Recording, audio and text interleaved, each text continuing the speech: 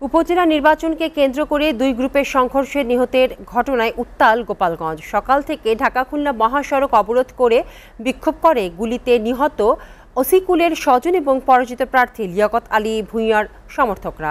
হত্যায় জড়িতদের শাস্তির দাবি তাদের। দোষীদের গ্রেফতার এবং অবৈধ অস্ত্র জব্দ না হলে কাল আবারও অবরোধ সহ বিভিন্ন কর্মসূচির ঘোষণা দেয় তারা। গোপালগঞ্জ প্রতিনিধি আজিজুর রহমান টিপুর একটি প্রতিবেদন।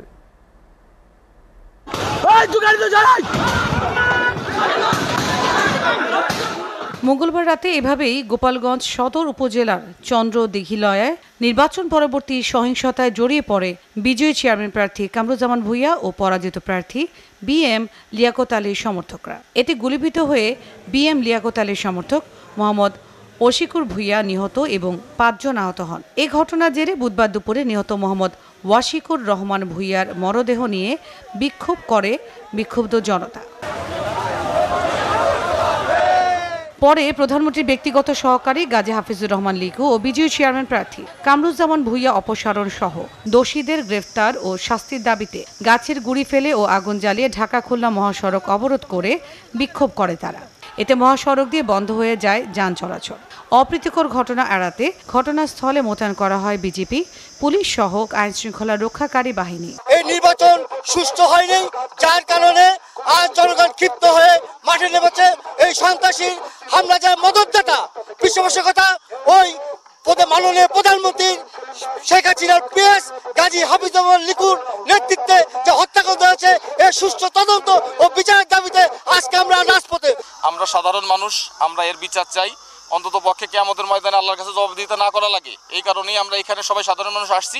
আমরা সঠিক এবং ন্যায্য বিচার চাই। এর যারা অস্ত্রের যোগানদাতা, এই অস্ত্র কাদের, এই সব বাইর করে অস্ত্র কে গুলি করেছে এবং অস্ত্র কে যোগান দিয়েছে এর মদতদাতাদের দৃষ্টান্তমূলক শাস্তি দাবি করি। এই সন্ত্রাস বাহিনীকে দমন করতে হবে। প্রধানমন্ত্রীর কাছে আমি আকুল আবেদন করবো যে আমি একজন মুক্তিযোদ্ধা হিসাবে আপনার কাছে আমি দাবি করি, আপনি বঙ্গবন্ধুর কন্যা, আপনি বঙ্গবন্ধু, আমি যে বঙ্গবন্ধুর আদেশে অস্ত্র হাতে নিয়েছিলাম সেই বঙ্গবন্ধুর দোহাই দিয়ে আপনাকে বলতেছি, আপনি এই সন্ত্রাস বন্ধ করুন, এই রক্তর হানাহানি বন্ধ করুন। আমরা আর এই রক্ত দেখতে চাই না। আমাদের প্রধানমন্ত্রী আপনি ছাড়া তো আমাদের কেউ নাই, কিন্তু এই যে মারা বাবারা 4 মাসের একটা সন্তান দিয়ে চলে গেল, এর ভরণ পোষণ কে দেবে?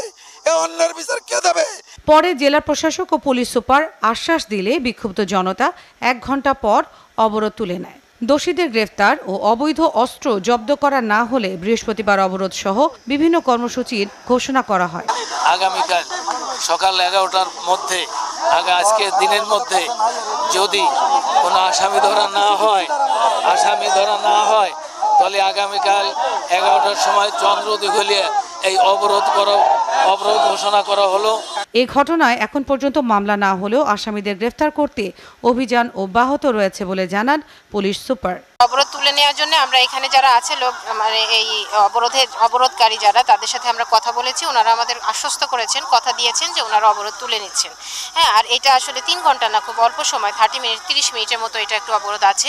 জানমালের নিরাপত্তা দেওয়ার পাশাপাশি অবৈধ অস্ত্র উদ্ধারে অভিযান অব্যাহত থাকবে বলে জানান জেলা প্রশাসক। গতকাল যে দুঃখজনক ঘটনা ঘটেছে তার জন্য আমরা শোকাহত। আমরা সুন্দর পরিবেশ আবেদন জানাচ্ছি।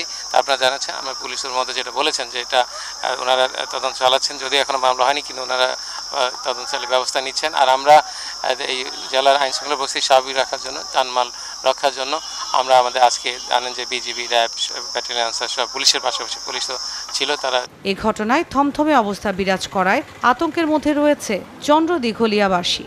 ফলে অপ্রীতিকর ঘটনা এড়াতে মোতায়েন করা হয়েছে অতিরিক্ত পুলিশ। SATV news desk.